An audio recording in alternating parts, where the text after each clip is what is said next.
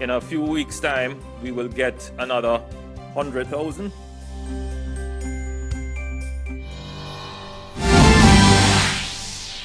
Prime Minister Narendra Modi to hold a meeting today with Home Minister and top government officials to review preparedness for cyclone YAAS. Meeting to be attended by representatives from the NDMA, secretaries from Telecom, Power, Civil Aviation and Earth Sciences, along with officials from other ministries and central agencies. Defence Minister Rajnath Singh to chair a high-level meeting today with other cabinet ministers to discuss holding of upcoming exams. Meeting being held as part of consultative process regarding decision affecting careers of students across the country. All state government education ministers and secretaries to attend the meeting. India continues to achieve new milestones in COVID vaccination. Cumulative number of doses administered in the country exceeds 19.5 crore with more than 16 lakh vaccine doses administered in the past 24 hours. Nearly 1 crore beneficiaries of age group 18 to 44 vaccinated so far, including over 10 lakh each in Bihar, Rajasthan and Uttar Pradesh. COVID infections continue to slow down in India. Country reports over 2,40,000 new COVID-19 cases, more than 3,55,000 discharges, while 3,741 people lost their lives in the last 24 hours. Recovery rate reaches 88.3%.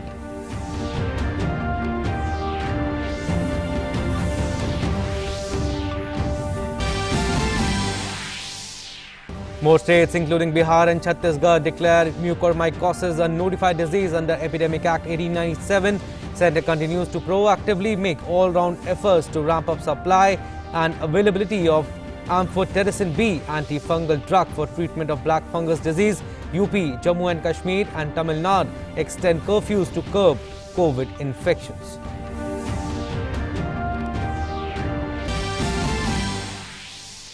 India, along with South Africa and 60 other countries, submits a fresh proposal at the World Trade Organization, seeks 3-year waiver on intellectual property rights for COVID-19 medical products. Council for Trade-related aspects of intellectual property rights is likely to take up the proposal at an informal meeting on 31st of this month. In sports, Atletico Madrid Pep City rivals Real Madrid to clinch La Liga title after Luis Suarez fires them to a 2-1 comeback win at Real Valladolid. Wins Spanish Championship for the first time in 7 years. Real Madrid end the season at second in despite a late 2-1 win over Villarreal. Namaskar, I'm Abhishek Mahajan. Let's start with our top story. An important meeting chaired by Prime Minister Narendra Modi is being held in New Delhi to review preparations against the approaching cyclone YAAS. Home Minister Amit Shah and other ministers are also attending the meeting. Top government officials and representatives from the National Disaster Management Authority, secretaries from Telecom, Power, Civil Aviation, Earth Sciences ministries are participating in the high-level meet.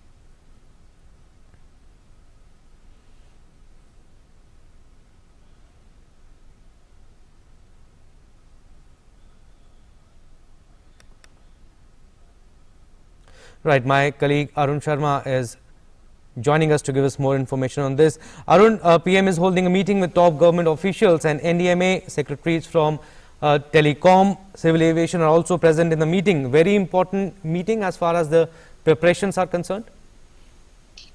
That's right, Abhishek. Now we know this fact that cyclone YAAS is likely to hit the coast of Bengal and Odisha likely by 26th of May. So in that context only, it's an important review meeting by Prime Minister Narendra Modi as far as cyclone YAAS is concerned. And we know this fact that Home Minister Amit Shah, top government officials, secretary from ministries like Civil Aviation Ministry, Power Ministry, Earth Sciences Ministry, they are going to be part of this this significant meeting.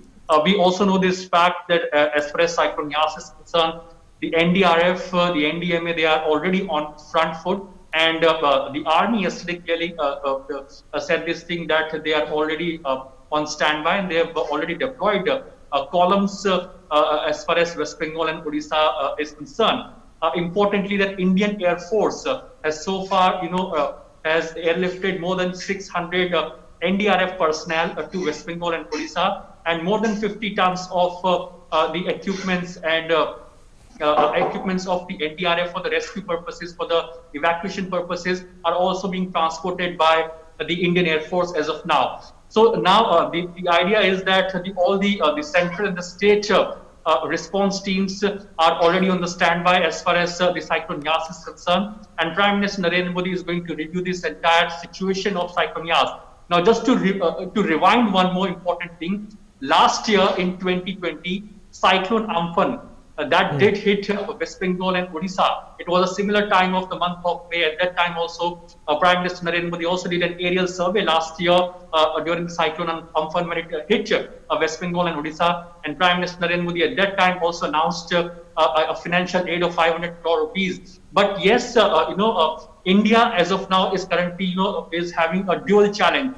Number one challenge is of COVID-19 cases. So on the other side, cyclone is another big challenge. Although the IMD has clearly come out with this point that cyclone YAAS primarily will intensify, but the intensity of cyclone YAAS will not be similar or more than primarily to cyclone Toti. So yes, but then the NDRF, the central agencies and the state agencies, the rescue teams, the Indian Coast Guards primarily are deployed, and of course they are on standby primarily. You can say that as far as cyclone YAAS is concerned, and we know this fact that after a cyclone that hits any part of the country, the impact is seen most on the power sector.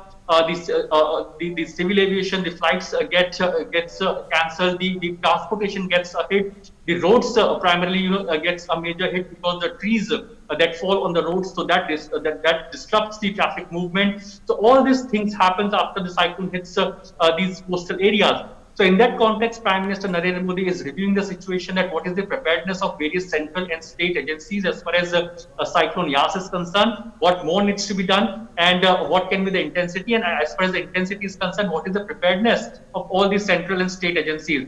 We know this fact that the state chief ministers of both Odisha and West Bengal, they have reviewed the situation. Right. They are already reviewing the situation, and Prime Minister Narendra Modi is now reviewing the situation with top government officials, NDMA, and of course NDRF officials, and Home Minister Amit Shah will also be present in this crucial meeting.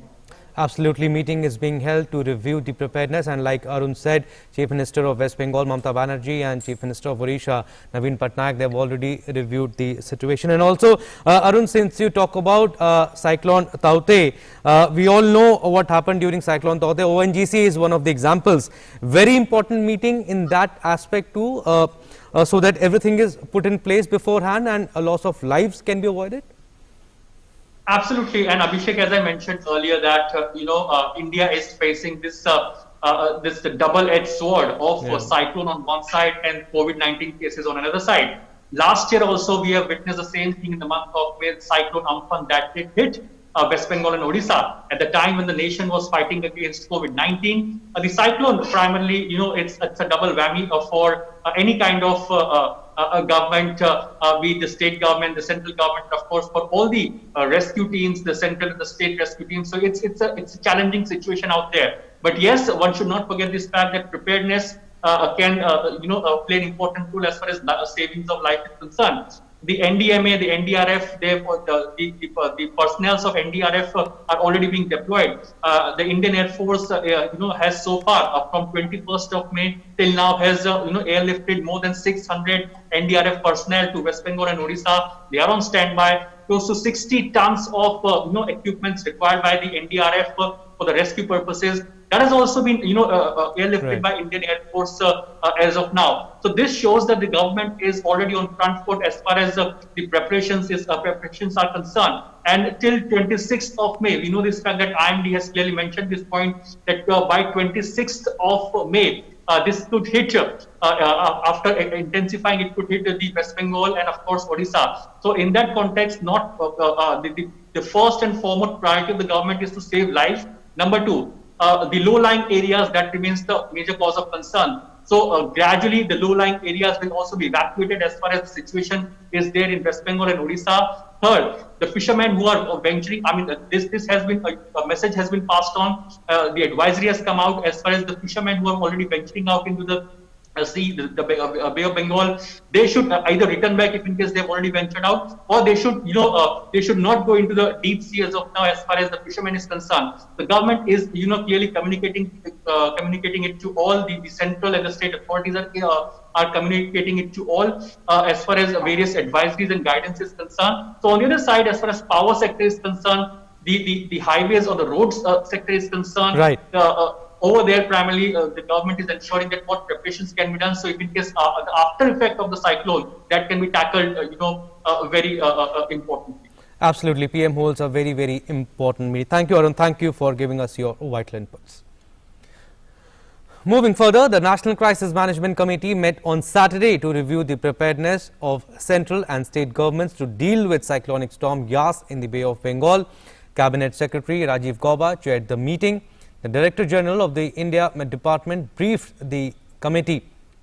The cyclone is expected to reach the West Bengal and Odisha coast by the evening of 26th May, with wind speeds ranging from 155 to 165 kilometers per hour, accompanied by heavy rainfall and storm surges in the coastal districts of these states. Chief Secretaries of the states concerned apprised the committee of the preparatory measures put in place to deal with the cyclonic storm. Evacuation of people from the low-lying areas is being carried out. Adequate stocks of food grains, drinking water and other essential supplies have been arranged. Preparations made to maintain essential services such as power and telecommunications.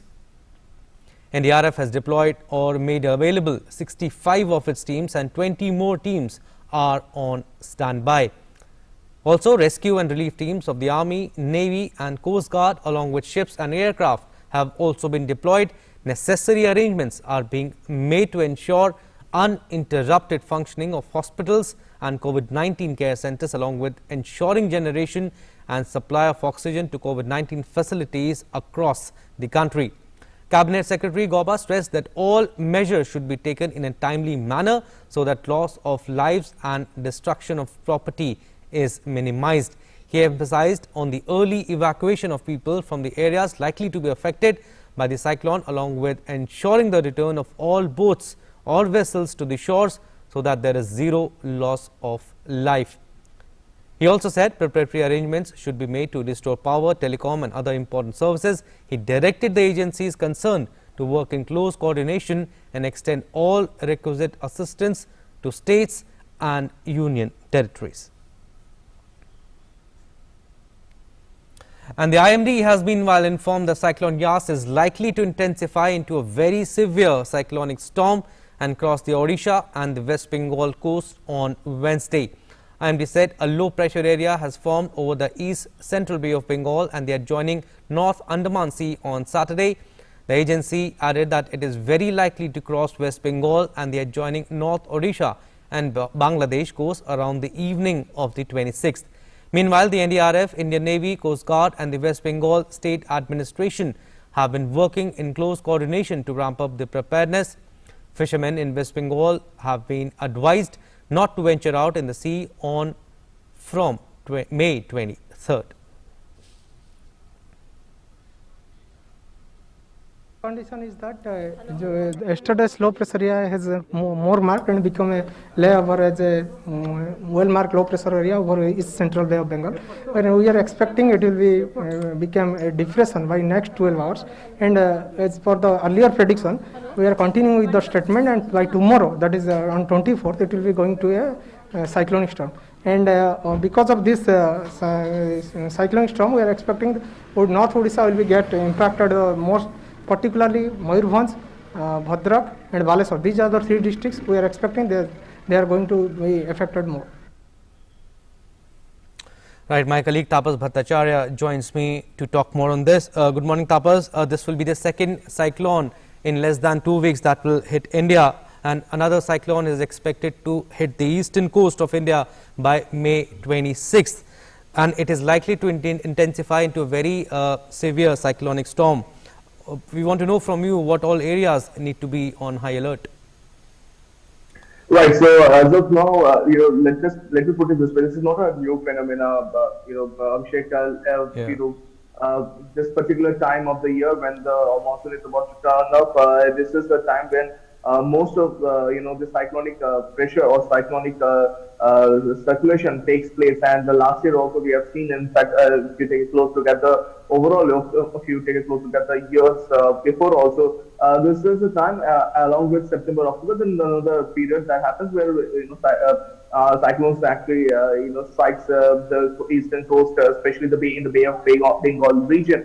Now, having said that, we've been told that this time, 26th of evening, post 26th evening, we're expecting the cyclone once to hit the coast of Bengal along with Odisha, especially from Digha to Balasore. This particular area from Bengal to Odisha, they are going to get the brunt of this particular cyclone. As of now, the cyclone is low pressure. It's still a low pressure area that is there already in the Bay of Bengal region. Expected to turn into a depression, deep depression by today. And anytime the IMD is keeping a close eye on it, and we will tell our viewers once it becomes a deep depression, and there is already massive rainfall activity that is going on currently in the Andaman and the Bay of Bengal region.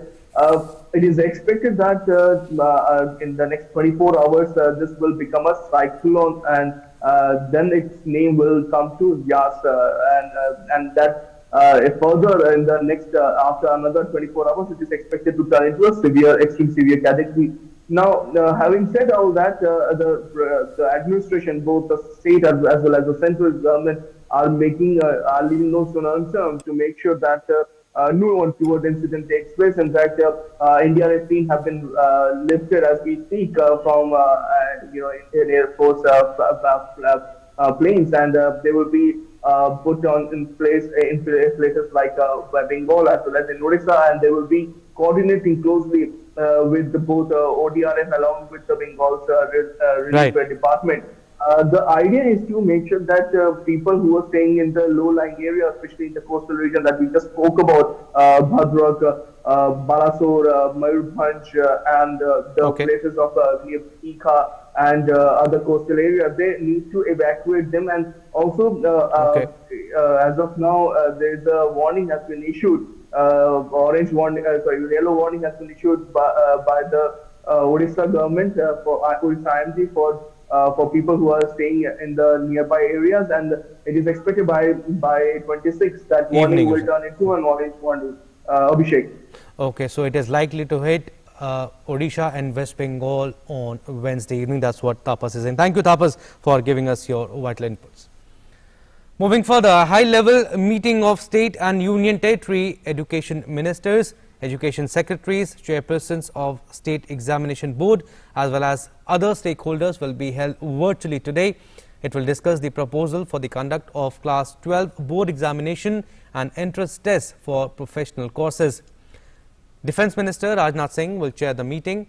Other union ministers, including Education Minister Ramesh Pokhriyal Nishank, Women and Child Welfare Minister Smriti Irani, and Information and Broadcasting Minister Prakash Javadekar will also take part in the meeting. The Education Minister has written a letter to the states and union territories stating that the Department of School Education and Literacy under the Ministry of Education and CBSE are exploring options regarding conduct of examinations.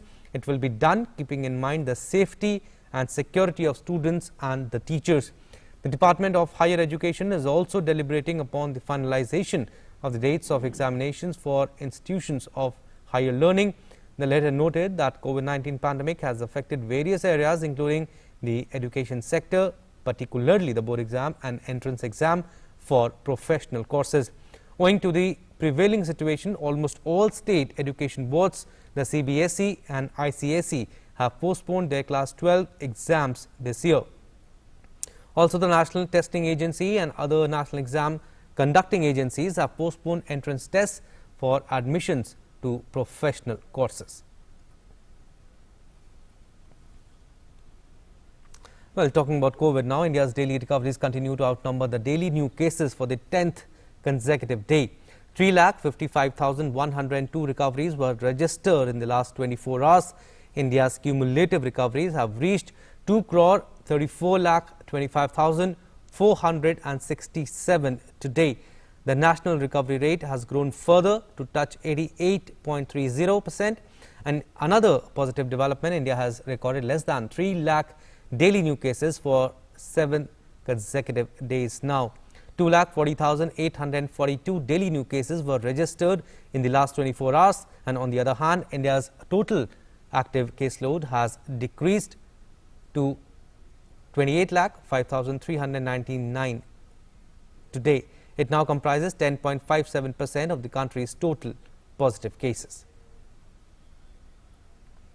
Talking about the vaccination now, the cumulative number of COVID-19 vaccine doses administered in the country exceeded 19.50 crore. 19 crore 50 lakh 4,184 vaccine doses have been given so far. Out of these, 16 lakh 4,542 COVID-19 vaccine doses have been given on May 22nd alone. And with more than 21.23 lakh tests conducted in the last 24 hours, India has again set a new record of highest tests conducted in a day. Nearly 32 crore 86 lakh 8,000 samples have been tested for COVID-19 till 22nd May. Of these, 21 lakh 23,782 samples were tested on May 22nd alone. Meanwhile, many states have extended lockdown to break the chain of COVID-19 infection. The Karnataka government has extended lockdown in the state till 6 a.m. on the 7th of June. The existing lockdown was to end on the 24th of May, and the state government has also decided to give free treatment for mucormycosis patients in the government district hospitals. Tamil Nadu Chief Minister M.K. Stalin has also announced extension of full lockdown in the state for another week till 31st of May. Considering total lockdown, shops will be open till 9 p.m. tonight. Also, buses will be operated till 9 p.m. for travel to other districts. The Uttar Pradesh government has also extended the COVID-19 curfew in the state till 31st of this month. The existing restrictions were supposed to end tomorrow morning. Meanwhile, the Bihar government has declared mucormycosis disease as epidemic. The decision was taken at a core group meeting chaired by Chief Minister Nitish Kumar.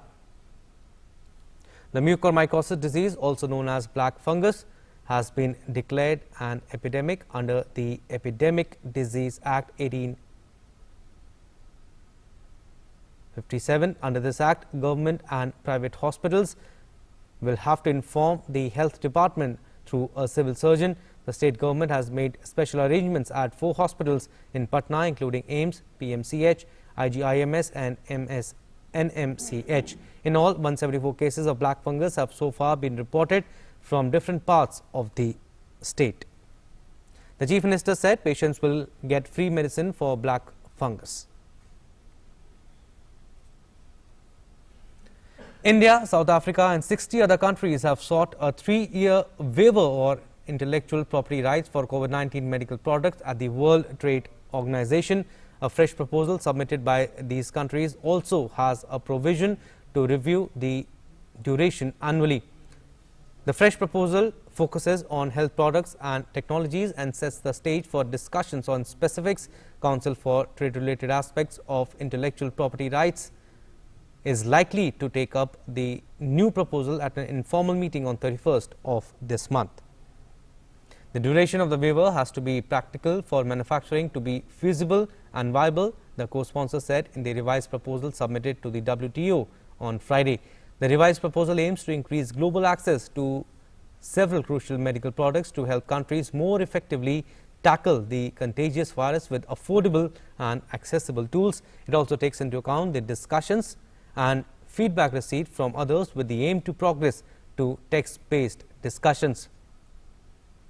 The previous draft proposed by India and South Africa focused on the prevention, treatment or containment of COVID-19, which was termed broad.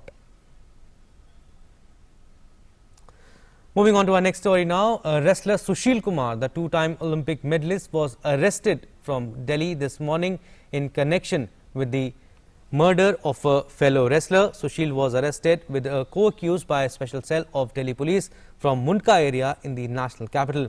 Sushil Kumar had been on the run since May 5 when an FIR was registered against him under various sections of the IPC, including murder and criminal conspiracy at Model Town Police Station. According to police, Sushil Kumar and his associates assaulted fellow wrestler and his two friends on May 4th at the national capital's Chhatrasal Stadium. Sushil Kumar won a bronze medal in 2008 Beijing Olympics and a silver medal in 2012 London Olympics. Well, now let's take a look at the updates on COVID-19 from across the world. The virus has infected more than 16 crore 70 lakh people, while the number of recoveries stand above 14 crore 79 lakh globally. Over 34 lakh 68,000 fatalities due to COVID-19 have been reported worldwide. The United States continues to remain worst affected country with over 3 crore 38 lakh 80,000 cases of COVID-19 with more than 6 lakh deaths. And talking about US now, the COVID-19 death toll in the United States surpassed the 6 lakh mark on Saturday with over 6 lakh 3,000 deaths reported in the country. The United States remained the worst hit even in the terms of the total number of infections. With over 28,000 new cases on Friday, the total number of infections in the country reached over 3 crore 39 lakh and 62,000. The death toll in Latin America also surpassed the 1 million mark. To curb the rate of infections, the United States is administering around 1.8 million doses of vaccines daily, and around 48% of its population has received one shot or more. The government aims around 70% of Americans to get at least one dose of vaccine before July 4th.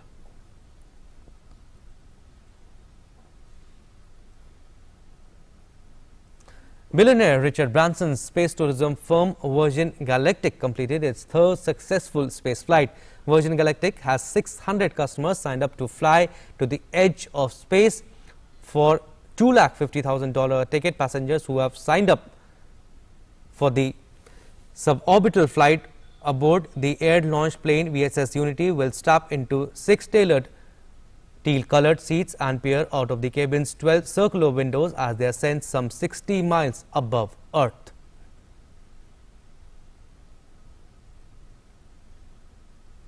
Sports now. Atletico Madrid pipped city rivals Real Madrid to the La Liga title after Luis Suarez fired them to a 2-1 comeback win at Real Valladolid. Valladolid took a shock lead in the 18th minute when Oscar Plano slotted past Jan Oblak to complete a sweeping counter-attack after Yannick Carrasco had lost control of the ball following an Atletico corner. Just as they had done in last week's comeback win over Osasuna, Atletico missed a series of clear opportunities, but they drew level after a moment of magic from Angel Correa, who danced his way through the defense before arrowing into the bottom corner in the 57th minute. Luis Suarez then pounced on a giveaway by Valladolid defense to score in the 67th and put Atletico on the way to a victory that would secure the title no matter what happened in Real Madrid's game at home to Villarreal. Atletico finished top of the standings on 86 points, while Real, who snatched a late 2-1 win over Villarreal, came second on 84. Valladolid finished 19th and were relegated to Spain's second division. Hundreds of fans celebrated in central Madrid after the match. Well, that's all we have in this news bulletin. But before we go, it's a reminder to wear face mask before you step out of the house and follow COVID appropriate behavior and the government guidelines. Namaskar.